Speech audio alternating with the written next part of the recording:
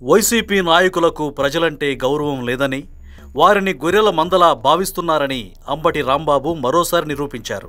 Pulivendula ZPTC ఉప ఎన్నిక ముగిసిన తర్వాత టీడీపీ రిగ్గింగ్ చేసిందంటూ బీహార్ ఎన్నికల సమయంలోని ఓ ఫేక్ వీడియోను తన ఎక్స్ ఖాతాలో షేర్ చేశారు. ఈ జెడ్పీటీసీ ఎన్నికల ఫలితాలు కోయా ప్రవీణ్ ఐపీఎస్కి అంకితం అని క్యాప్షన్ పెట్టారు. 2023 జూన్ 10వ తేదీన పశ్చిమ బెంగాల్లో జరిగిన స్థానిక సంస్థల ఎన్నికల వీడియో అది. దానికి తెలుగుదేశం పార్టీ పాటను బీజిఎంగా వాడారు.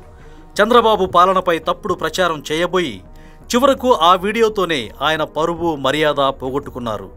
అంబటి రాంబాబుకు పరువు మర్యాద ఉన్నాయా అనేది వేరే విషయం. పోలింగ్ కేంద్రంలో ఒక వ్యక్తి బ్యాలెట్ పత్రాల పుస్తకంలో చకచకా ఓటు ముద్రించి వాటిని చించి బ్యాలెట్ బాక్సులో వేస్తున్నట్లుగా ఆ వీడియోలో ఉంది. వీడియోలో ఉన్న బ్యాలెట్ పత్రాల రంగు, పులివెందుల ఒంటిమిట్ట ఎన్నికల్లో ఉపయోగించిన బ్యాలెట్ పత్రాల రంగు వేరువేరుగా ఉన్నాయి. అది చాలా పాత వీడియో అని, మనుషులు కూడా ఏపీ వారు కాదని స్పష్టంగా తెలుస్తోంది. ఫేక్ పార్టీలో ఉంటూ ఫేక్ మాటలు మాట్లాడేవారు ఫేక్ వీడియోలు పెట్టక ఒరిజినల్ వీడియోలు ఎక్కడి నుంచి తెచ్చి పెడతారు? నీ వీడియోలుంటే పెట్టకపోయావా అంటూ నెటిజన్లు సోషల్ మీడియాలో అంబటిని దారుణంగా ట్రోల్ చేస్తున్నారు.